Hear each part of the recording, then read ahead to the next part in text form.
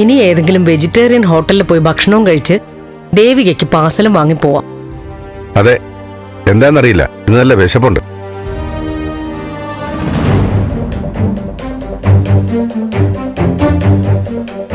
നമുക്ക് ഭക്ഷണം കഴിച്ചിട്ട് പോവാടാ. ഭക്ഷണമൊക്കെ പിന്നെ കഴിക്കാം. നമുക്ക് എത്രയും പെട്ടെന്ന് വീട്ടിലെത്തണം. എന്താടാ? ദേവി ഇപ്പൊ വിളിച്ചായിരുന്നു. ആ തനുജ വന്നിട്ടുണ്ട്.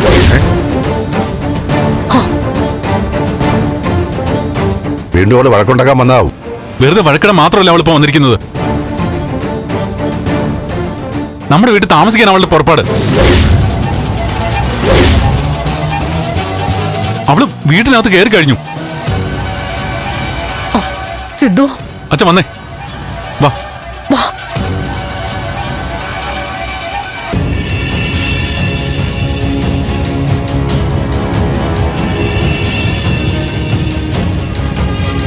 തനുജ, പ്ലീസ്, ഞാൻ കാല് പിടിക്കാം, ഒന്ന് പോയിത്താ. അച്ഛനും അമ്മയൊക്കെ ഇപ്പൊ വരും. അവരെത്രയോ കാലത്തിന് ശേഷം ഒരുമിച്ച് അമ്പലത്തിൽ പോയ ദിവസം ഇന്ന്. അവരുടെ സന്തോഷം നീ ആയിട്ടില്ലാതാക്കരുത്. പ്ലീസ്, ഒന്ന് പോയിത്താ. പൊന്നുമോളെ, നീ ഇങ്ങനെ കരഞ്ഞു കാല് പിടിക്കാനൊന്നും നിൽക്കണ്ട. ഒന്നും നടക്കില്ല. കുറച്ചു മുമ്പ് കൊന്നുകളയും തിന്നുകളയും എന്നൊക്കെ പറഞ്ഞു നിന്ന ആള് താഴേക്കിറങ്ങി വന്നല്ലോ.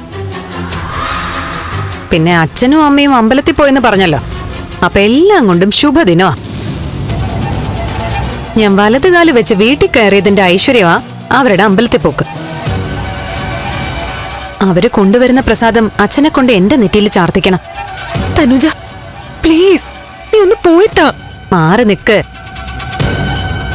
നീ പോയേ നാത്തൂന് വല്ല ജ്യൂസോ എന്തെങ്കിലും എടുത്തിട്ട് വാ. ഭയങ്കര ദാഹം.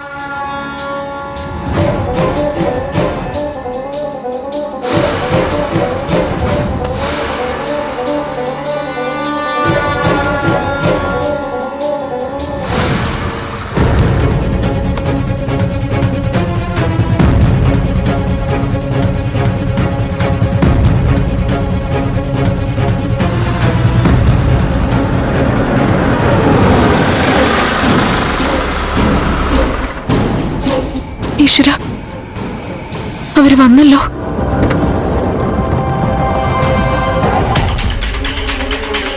തനുജ, നീ ഒന്ന് അകത്തേക്ക് മാറി നിക്ക്. അവര് വന്നു കഴിഞ്ഞിട്ട് ആരും അറിയാതെ നീ ഇറങ്ങി പോയാ മതി. ഒന്ന് പോയേടി അവിടുന്ന്.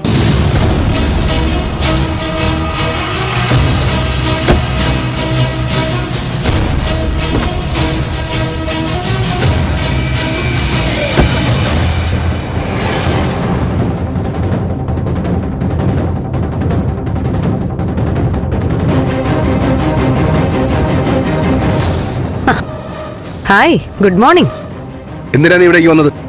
അത് നല്ല ചോദ്യമായി പോയല്ലോ. ഞാൻ എന്റെ അച്ഛന്റെ വീട്ടിലല്ലേ അച്ഛ വളരേണ്ടത്.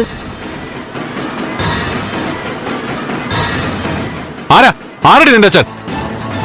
ദാ നിൽക്കുന്നു. നന്ദ, വേണ്ട. എന്താ നിന്റെ ഉദ്ദേശം? എന്റെ ഉദ്ദേശം സ്വന്തം വീട്ടിൽ താമസിക്കുക എന്നുള്ളതാ.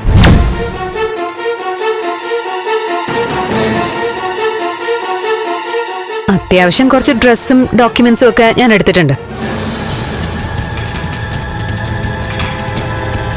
അച്ഛാ, എനിക്ക് കുറെ ഡ്രസ്സ് എടുക്കണം. പിന്നെ ചെറിയ കുറച്ച് പർച്ചേസും ഉണ്ട്.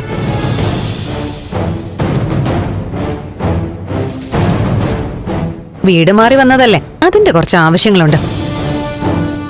കുറച്ച് കാശ് വേണ്ടി വരും. നിർത്തടി.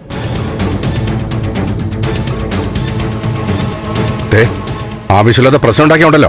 ആവശ്യമുള്ള പ്രശ്നമല്ലേ ഇത്. എന്നെ ആരും തടയാൻ നിൽക്കണ്ട.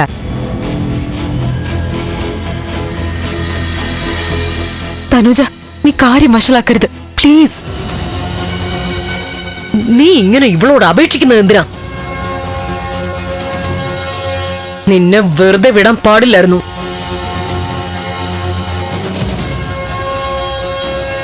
നിന്നെ പിടിച്ച് ജയിലിനകത്തേക്ക് ഇടാൻ പറഞ്ഞാൽ മതിയായിരുന്നു.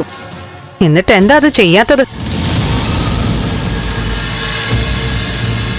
നിയമപരമായി നിങ്ങൾക്കതിന് പറ്റില്ലെന്ന് മനസ്സിലായി അല്ലേ?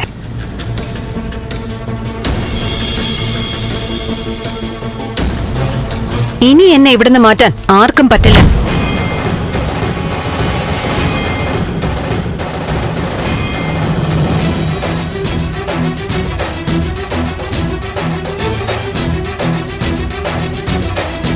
ഫ്ലവേഴ്സ് സ്മാർട്ട് ഷോ ശനി ഞായർ ദിവസങ്ങളിൽ രാത്രി 9:30 ഫ്ലവേഴ്സിൽ.